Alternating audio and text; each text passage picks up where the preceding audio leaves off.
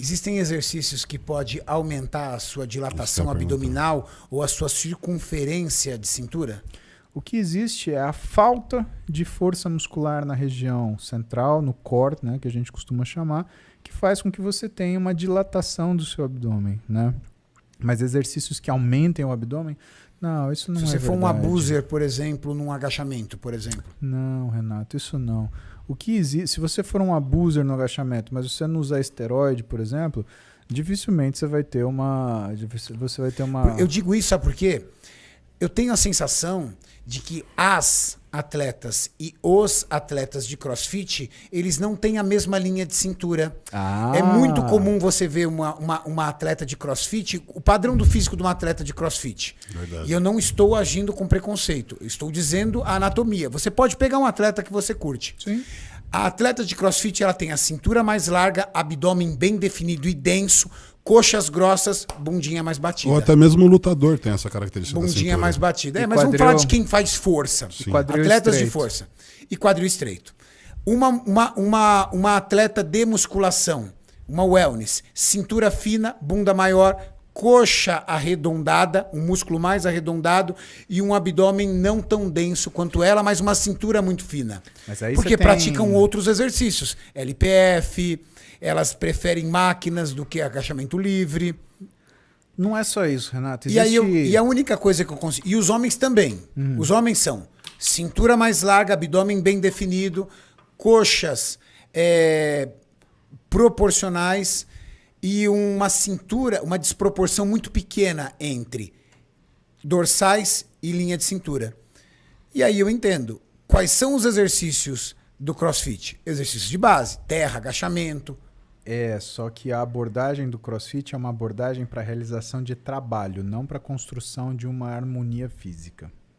E isso leva toda a diferença. Outra coisa que o CrossFit faz, você tem muito exercício que você se pendura, barra, argola.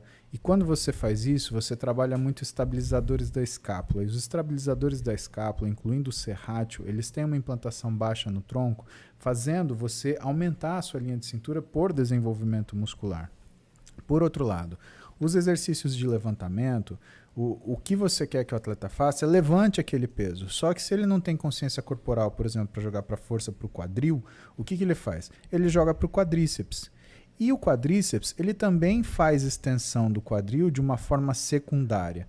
Logo, se você começa a ter um quadríceps muito forte, ele começa a superar o efeito do glúteo na extensão do quadril, você começa a desligar o glúteo. O que vira a sua extensão do quadril? Fica um efeito do quadríceps tracionar.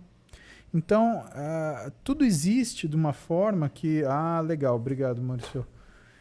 Existe uma situação onde o fato de você, no CrossFit, você não ter uma abordagem para criar um equilíbrio nem funcional, nem anatômico entre os músculos, né? Você tem a obrigação de fazer aquele movimento. Tem muito atleta que vai fazer o quê?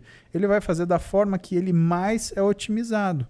Então ele vai gerar essas discrepâncias. O problema é que a gente, no ponto de vista de exercícios de empurrar, né, a gente vai sempre preferir, por exemplo, um quadríceps do que um glúteo para empurrar para cima. A wellness não. Ela vai fazer um movimento distribuindo essas cargas, repartindo isso entre glúteo e quadríceps. Até porque o atleta de CrossFit, quando ele está realizando o esporte dele, ele não está muito focado em construção de físico. Não, ele está preocupado em performar. Exatamente. Não é uma preocupação dele. Aliás, não é nem é um esporte competitivo. Tão apurada, né, Renato? Sim.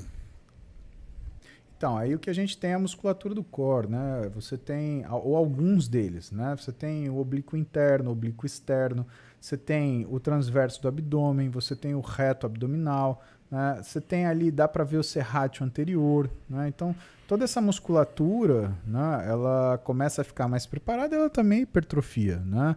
Só que, veja, quando você olha uma alteração no que é a harmonia de um físico, você está vendo algumas coisas que desenvolvem mais do que outras que não desenvolvem. Então, às vezes, não é só o fato de você desenvolver alguns músculos a mais, é você não desenvolver outros músculos também, né?